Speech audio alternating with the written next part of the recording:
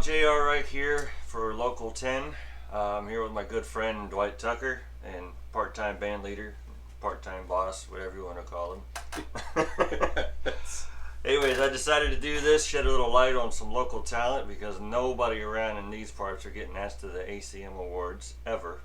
So we're just share some local talent around here. First of all, thank you for doing this. Thank you for being here. We will get fired away on these rapid fire questions. He has no idea what I'm going to ask him. No idea. So, here we go. I trust you. What did you do before playing music for a living? Actually, I've always played. Okay. Since about 17 years old. What other, well, I'll ask it a different way. What other professions have you done? I was in sales for 32 years. Okay. And then played music in the background. Okay. Yeah. We all play music in the background. Sometimes a dimly lit stage somewhere. Somewhere where the lights are low. Yeah. So sales and what else? That's pretty much it. I mean, 32 years of my life were consumed by, selling steel for a living to manufacturers and machine shops and people who needed it. Actually, Western New York. Ah. Yeah. Western New the York. Great Lakes area. You went west, young man. And east and north and south. Okay. Well, that's cool. You've got some stories to talk about. We'll do another episode where you can tell the stories, so it's not so general public related here. I like general public related. We don't want to offend anybody. Okay. How did you get into music? Well, JR, when I was back about 9 years old, my dad was in the country music industry, if you will, and actually got a telegram from Ernest Tubb to come to Nashville, and he turned it down because I was just born, and he got out of the music business only to try to teach me everything that he knew.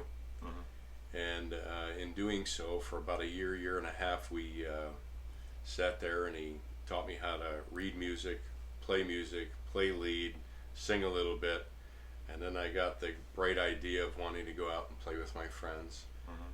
And after a couple of weeks of that, he basically asked me, gave me an ultimatum if I wanted to learn how to play music or go out and play with my friends, and I chose to play music.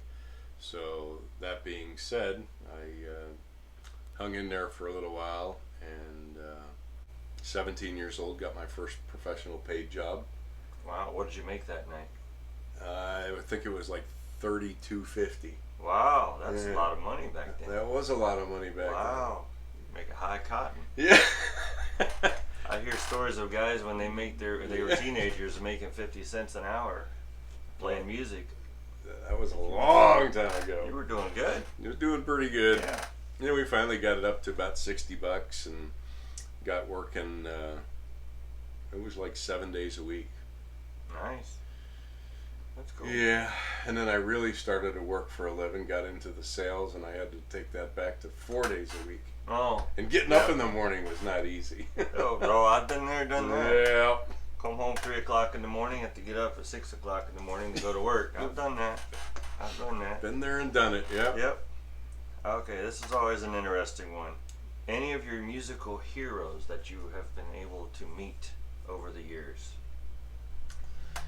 Oh my goodness gracious, I've met quite a few of them. I actually met Alan Jackson. He was a big musical influence on me. Merle Haggard was. Just never got a chance to meet him.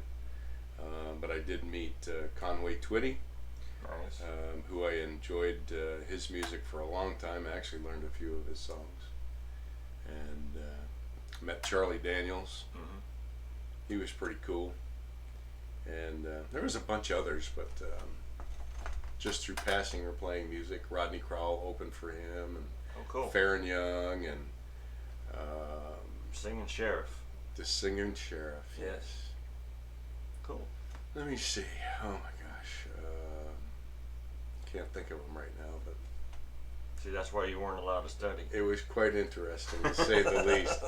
Yeah. Those are some cool guys, definitely. Are there any funny stories you could share with us that are will not get anybody arrested or thrown in jail or anything that you could talk about to the general public? Funny stories? Yeah, just whatever, any story that pops in your head that you could talk about in the public. Boy, thank God you could edit this. I may not. I may not. Any funny stories related to music? Anything crazy happen on a show that sticks out in your mind? Bar fights. It actually wasn't funny, but there was one time that we were playing, and we should have had the Blues Brothers screen up where they couldn't throw stuff to you. Right. But actually, a fight did break out one time, and I think it was over a relationship of some kind. And one guy came piling up on the bandstand, knocked the mic stand into my mouth, and fell into the drums. And the drummer got up and put him in a headlock and took him outside and join in. So I guess that was kind of funny. It is now. It is now. I think we've all been popped in the mouth by a microphone. Oh my God. It hurts. It hurts big time when you don't expect it. Yeah. And don't forget being shocked in the mouth. I've had that too. Yep. Actually, that's not funny either, but the very first time I got up on the bandstand, it was at a place called the Galaxy Lounge. It was my first night out, and we're getting ready to play, and I was sweating so badly that the mic probably wasn't grounded, and I touched that thing and poof! Mm-hmm. And I backed up. I was like, what? Yep. So I know. Been there, done that. Yeah. And then after that, we went right into the song and started playing. And you sang like you never sang before. Well, hit some good notes. It was an electrifying experience. I can tell you that. Wow. Pun intended. No pun intended. Yes. Okay, this is the last one. You have any advice for someone who wants to play music for a living? Any advice that you'd give them getting into this business? Actually, yes.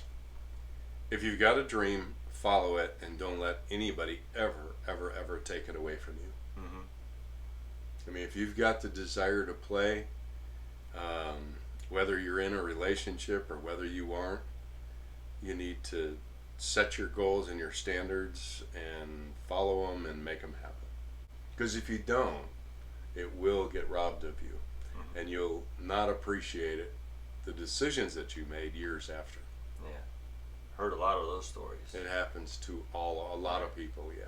We were just talking about that. A friend of mine. We were just talking about that. Oh yeah. Okay. Cool. Hey, it was a pleasure being here today. See, I told you it was painless. It was painless. Jeez. You're awesome. Thanks, man, for doing this. Yeah, that's cool. All right, tune in next time. Local 10 with JR. You never know who's going to show up here. Have a good one, y'all. Thank you. See ya. Later.